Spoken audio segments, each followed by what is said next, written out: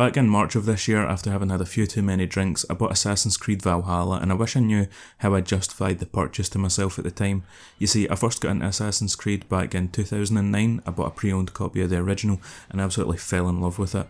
A few months later, Assassin's Creed 2 was released, and from that point on, I would pre-order every game in the series, something I would do up until 2017. Despite Origins taking the series in a new direction by switching up the combat and going for a more open-world RPG approach, I still pre-ordered it as I was willing to give the game a chance, but I hated it. I felt they traded quality for quantity, and the idea of an assassin not being able to slit a guard's throat just because he was too high level absolutely baffled me. All the different types of weapons and armour with their specific stats and levels didn't interest me, neither did the gigantic map.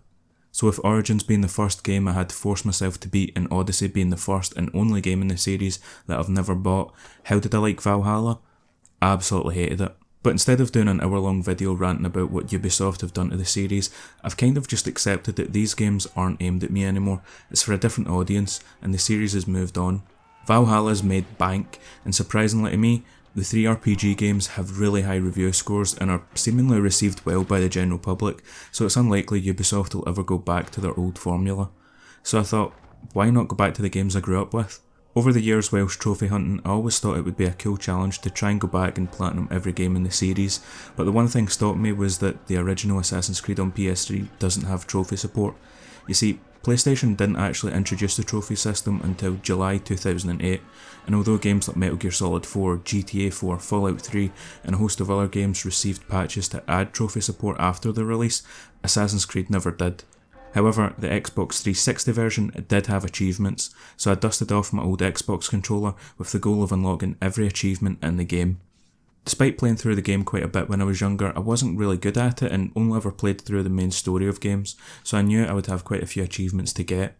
Out of the 44, I'd only unlocked 25, and unsurprisingly, they were all story related ones, or ones you would unlock just from general gameplay.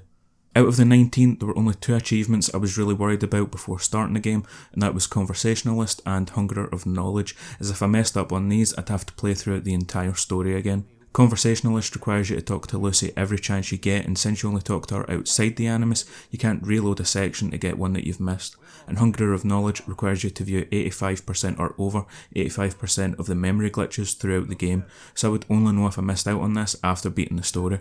The first chapter of the game is mostly a large tutorial like all other Assassin's Creed games. We're introduced to Altair, and honestly I forgot how much of an asshole he is at the start of the game. He kills an innocent man and confronts the Templar Robert, even though it jeopardises his mission, which in turn results in the death of a fellow assassin. Right at the start we're also introduced to the memory glitches mechanic, which is when you press any of the face buttons, whilst this visual effect happens during a cutscene to view it from a different, usually more cinematic angle. At the end of the chapter, after successfully defending the castle, we get pulled out the Animus, and this is where I made my first mistake. I missed the talk with Lucy. In the guide I was using, it said we talked to her twice after completing memory sequence 1, but as soon as you get pulled out, her and Warren leave the room to have a talk which we'll listen in on, and then we're told to go to our room, and me being the good God-fearing boy that I am, I did what I was told. However, when Desmond wakes up the next morning, Lucy isn't able to talk and we're forced into the Animus. With me now locked out of the conversation with Lucy, I was forced to restart. After a monotonous 40 minutes of replaying the tutorial, I made it back out the Animus and made my parents proud by finally talking to a girl. It was actually a really interesting listen, with Desmond talking about his early life and how his parents raised him to become an assassin before questioning Lucy on how Abstergo found him. Show me. Telephone? There's no one to call. Driver's license? Motorcycle. Guilty pleasure. There's your answer. Photo, fingerprint. This is a drug company. What does Abstergo have to do with the DMV? Desmond, these guys are everywhere. Memory sequence 2 starts, and we've been stripped of all our equipment along with our rank of Master Assassin. You are on this council, but we do not grant you the rank of Master. What? After bringing the traitor to Al Mualim, we're given our sword back along with the task of killing 9 men. Outside we're taught how to combo kill, which is just pressing the attack as soon as our sword hits our opponents, but we need to get 50 kills using this technique for the Eagle's Dive achievement, something I knew I would be able to get just by playing through the game, and honestly, I was pretty surprised I didn't unlock this back in the day. The first city we visit is Damascus, but first we have to travel through the kingdom where we are introduced to viewpoints, something that would go on to become a staple in Ubisoft games. After climbing the first of 91 viewpoints I'd need to sink for the Fearless achievement, I also found my first collectible, a King Richard flag, the first of 420 flags I'd have to collect to achieve 100% completion. Upon my arrival in Damascus, I encountered my second problem. My original plan for playing through the game was to climb all viewpoints whenever a new city or district was unlocked, and then go through picking up all collectibles. However, unlike in the newer games, Assassin's Creed doesn't show you nearby collectibles on the map after sinking viewpoints, meaning I'd have to find another way to locate the other 419 flags and 60 Templars, and that was a bridge I decided I'd cross later. For now, I'd just focus on completing all the main and side missions as they became available. Our target in Damascus was a black arms merchant called Tamir, and with him being the first target I figured he'd be the easiest to get the Blade in the Crowd achievement. But with just my luck, as soon as the cutscene ended he walked straight into me, causing a massive fight to break out. After gently caressing his face with a feather, I pulled out the Animus and get to talk with Lucy again, with her this time explaining why everyone speaks English. Sometimes the guys in there talk like they're from the future. The future? I mean the present. Now, today, whatever. You've probably noticed that English has become the official language of the Holy Land. Yeah, I was gonna say. The Animus is translating speech it deems vital into more modern English, so expect a few anachronisms. I could probably make it more authentic, but... You ever read Chaucer? Who? Yeah, definitely not for you. It wasn't until my arrival in Jerusalem that I finally unlocked the Eagle's Dive achievement, which meant I could finally start using my counterattack instead of just spamming attack on enemies. Our target in Jerusalem is a slaver named Talal, who I couldn't stealth assassinate for the achievement either because no matter what he springs a trap on Altair, resulting in us having to chase him down after defeating his men. After 2 failed attempts to get the achievement, I was determined to make my third target, Garnier, a doctor in Acre, my successful stealth kill. In my first attempt, he was saved by one of his mental patients who pushed me out of my blending in with the scholars. After being pushed around repeatedly on my second attempt, I decided to try and get him from above, but I get spotted up on the beams. Third attempt, he just walked straight into me, but thankfully on my fourth attempt, I finally killed this old man for that sweet 30 gamer score. Just for the game to crash whilst I was making my escape. With the achievement already unlocked, I could now kill Garnier in whatever fashion I pleased, but I thought this might be a good time to try and get the Eagle's Challenge achievement, which requires me to kill 25 men in a single fight. But after killing 9 of the guards, everyone apart from the target, Garnier, runs away, and having already spent too long on this mission, I decided to just kill him and get it over with. We talked to Lucy again, this time with her giving us a bit more info on herself and how she came to work for Warren, and how he actually saved her life. 3 guys. Guns. They dragged me out of bed. God. The worst part is I knew them. One guy, Richard, we ate lunch together sometimes. And now he was gonna... They were cracking jokes. I tried to pull away. He hit me. And that's when he told me I was going to die. Christ, what did you do? Nothing. I kept telling myself it wasn't real. And then Warren was there, shouting at them to get away from me. And they listened. Jesus. He's not a happy man, Desmond. I wouldn't even say he's a good man, but he saved my life. Afterwards, we're thrown back into the Animus and told to kill 3 new targets, 1 in each city. Honestly, nothing of note really happened while in Damascus or Jerusalem. This was where I kinda just hit my flow of visiting the new district, claiming all the viewpoints, then completing all the available side missions before killing the target. It was also about here that I remembered about the Hands of a Thief and Enemy of the Poor achievements, both of which are relatively easy, only asking me to pickpocket knives and throw poor people around, but something I'd need to remember to chip away at whilst playing. After killing the targets in Damascus and Jerusalem, next on our list was William of Montferrat, who was hosting a meeting with King Richard at his fortress in Acre. With the area being so heavily guarded even after the king's departure, I decided this would probably be my best opportunity at the Eagle's Challenge achievement. Out of all the achievements I had to get, this was the only one that I felt would require a bit of skill. My plan was to start a fight with the guards straight away, and then as their numbers got low, lead them into more guards so they wouldn't run away like earlier, and surprisingly I managed to get this on only my second attempt. After killing William, we're forced out the Animus, and Lucy tells us that the assassins are mounting a rescue operation for Desmond, and that the company we're being held by are actually Templars. That little fight your ancestors started during the Third Crusade, it never ended. You're being held by Templars. Vidic's a Templar? There's no way you could have known. They hide it so well. Memory block 5 starts and we have 2 more targets, one in Damascus and the other in Acre. With this being the 3rd time I visited each city, the final district was now unlocked for both, meaning I could finally 100% both cities. I first headed to Damascus where I got the hands of a thief achievement for pickpocketing 200 throwing knives. This was one I didn't give a whole lot of attention to and I just kept touching on over my playthrough, throwing away my knives and then pickpocketing one of the big guys whenever I came across them.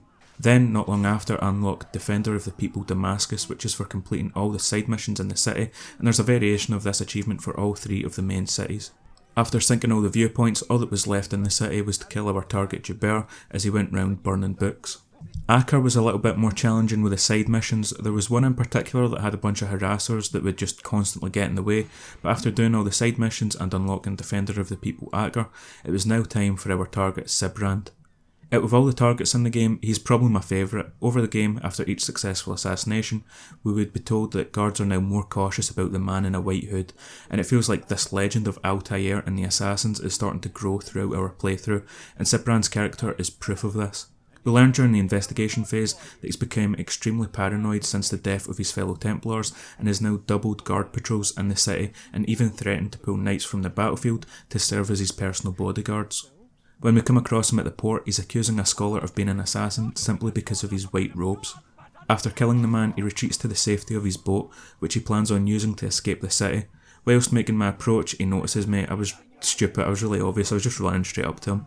And instead of fighting, like most other Templars would, the man is actually so afraid that he just tries to outrun us, which goes as you would expect. Outside the Animus, we talk to Lucy again and she makes mention of an accident at the Abstergo underground facility at Denver International Airport, and as soon as I heard that, my ears perked up when they mentioned this airport. It is one of the creepiest places and there's so many conspiracy theories surrounding it. If you just go online on YouTube, type it in, there's a bunch of videos, go down the rabbit hole. I done it fucking like 2 years ago, it's fun. But anyway, back to Assassin's Creed. We talk with Al-Mualim, who reveals our final target of the 9 will be Robert de Sal, the guy who embarrassed us at the start of the game. So we head for Jerusalem, and whilst travelling between the new viewpoints and the new district, I took some time out my day to ragdoll some poor people, unlocking the Enemy of the Poor achievement, along with an invitation to the Conservative Party in the process. The achievement, Defender of the People Jerusalem, unlocked not long after, and it was time for easily the hardest fight in the game. We crash a Templar funeral, which is then revealed to be a trap set for Altair. We need to fight Robert, 4 Templars and a handful of guards, all whilst being shot at by archers.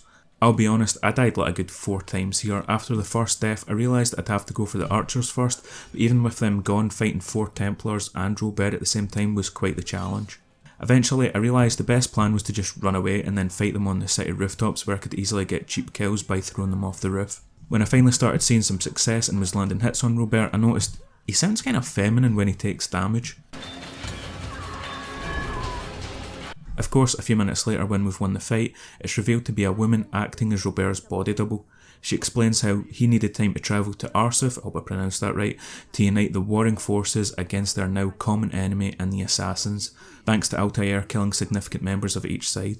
Altair spares her life as she was not his intended target and heads off to Arsuf. Since we had to travel through the kingdom to reach Arsuf, I spent a quick 20 minutes claiming the last of the viewpoints to unlock the Fearless achievement.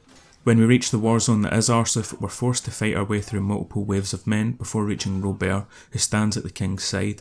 Altair pleads his case to King Richard about Robert's plans to betray him and justifies the killing of his men.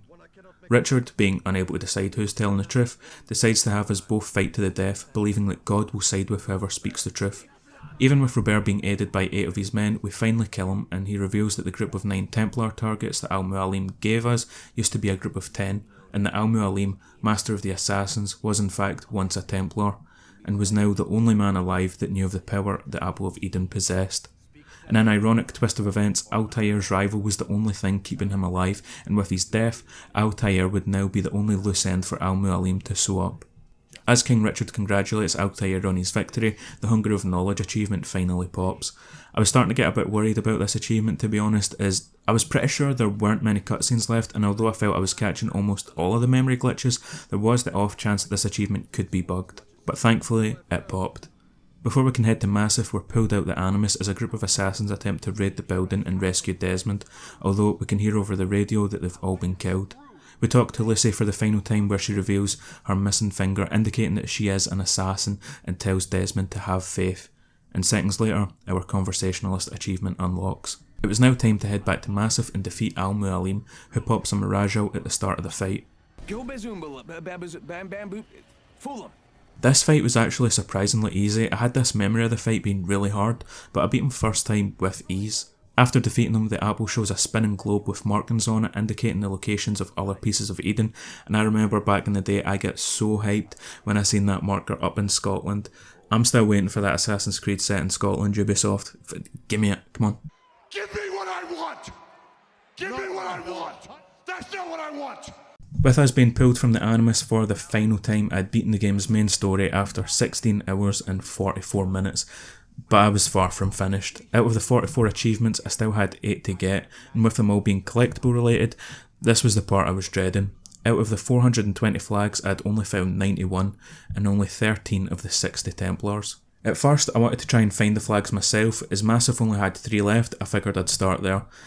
I think it only took me about 10 minutes of wandering around aimlessly to realise there was no way I was doing this without a guide. Going round getting all the collectibles was definitely the worst part about 100% in Assassin's Creed, and is the only thing that would stop me from recommending that other people try it. I spent 9.5 hours travelling from city to city just picking up flags and killing Templars. Granted, an hour of that was because I couldn't find the last Templar, so I had to go around every city again, and just as my luck, he was in the last place that I visited.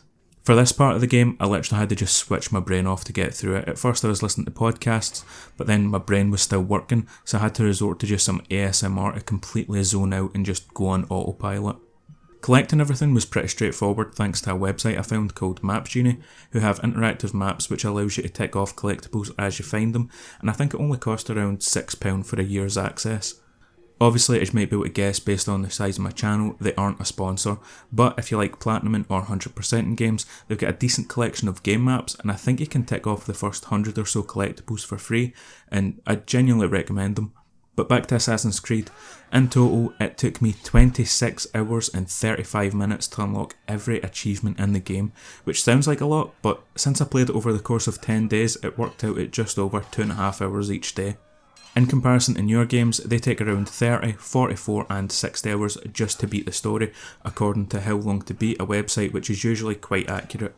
So, would I recommend you go back and play the original if you own it? Yeah, of course. It was way more enjoyable than I had anticipated. To be honest, I sort of expected to go back and feel underwhelmed by it, but it still holds up. I'm not sure I would recommend trying to 100%, as the collectibles really drag down my experience, but if you can, definitely go back and experience the game that launched this incredible franchise.